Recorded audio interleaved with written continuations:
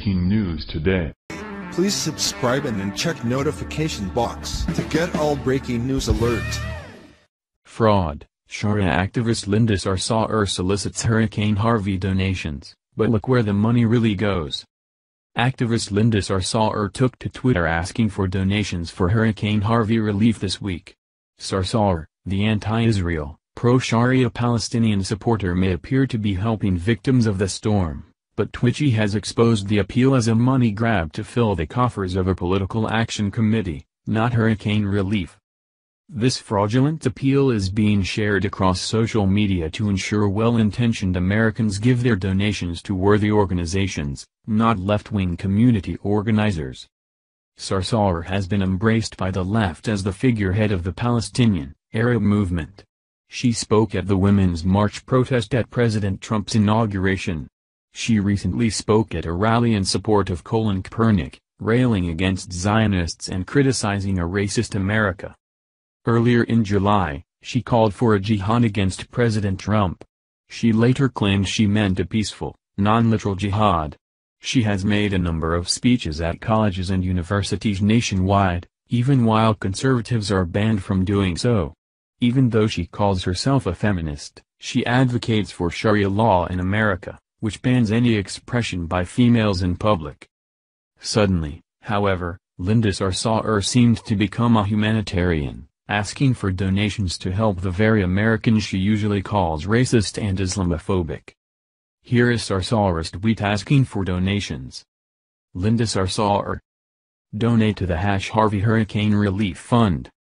That was followed by a tweet by the Texas Organizing Project. TX Organizing Project. Rebuilding in areas impacted by Hurricane Harvey will be most challenging for marginalized communities. It did not take long for people to realize that donations weren't actually going to hurricane relief, but to the Texas Organizing Project Education Fund. The link to HarveyReliefHouston.org redirected to a donation page for the fund, which is used to accomplish the group's political goals. However, with a little creative writing, the Texas Organizing Project can make it appear as if donations will provide hurricane relief. If you read carefully, however, they have merely adjusted their purpose to focus on the Houston area.